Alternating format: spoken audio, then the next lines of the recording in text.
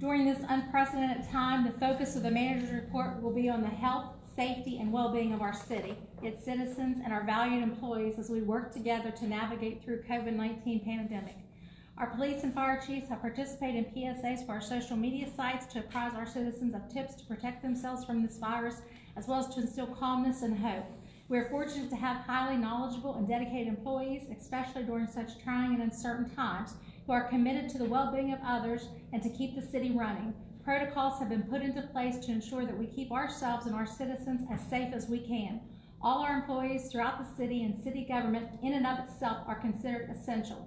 With that being said, the departments are operating as set forth below through the end of April, at which time I recommend we reevaluate where we are at a community and at a state in the midst of this pandemic and make any necessary adjustments. All city facilities have been closed to the public but remain open for the conduction of business by way of telephone, email, remote methods, etc. Information has been posted on our social media sites and respective buildings as to the operations, as well as contact information for various departments and or services. Other than our police and fire departments, all departments are operating with skeleton rotating crews in order to adhere to the social distancing recommended practice. The basketball courts and playground facilities have been closed to the public with bright signs placed to alert of such closings.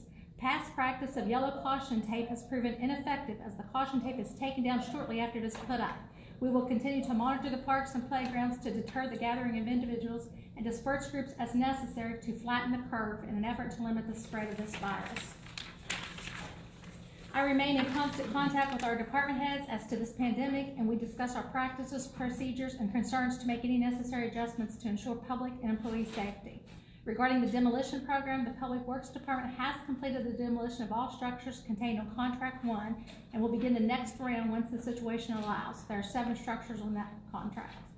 With regard to the paving project, the bid opening date for our fiscal year 2019-20 paving project has been moved to May 1st, which, depending on the situation at that time, will either be held in person or via video conference. With April 1st being National Census Day, we need to continue to remind everyone of the importance of completing the census form. This information dictates much of the various funding and services we receive here in our community. We will continue to post information regarding the census on our social media sites to encourage everyone to participate and be counted.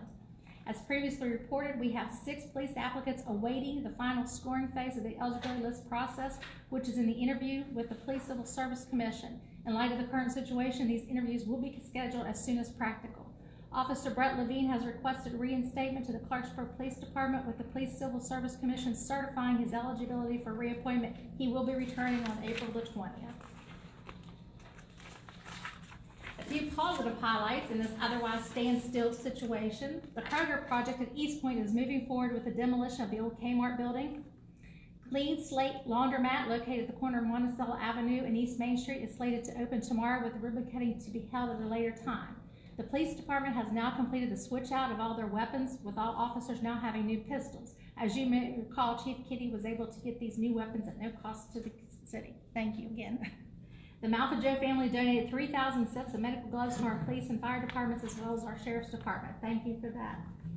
In closing, I want to thank all of our employees for their dedication and commitment, and remind everyone to stay home, wash your hands often, and stay safe. That concludes the manager's report.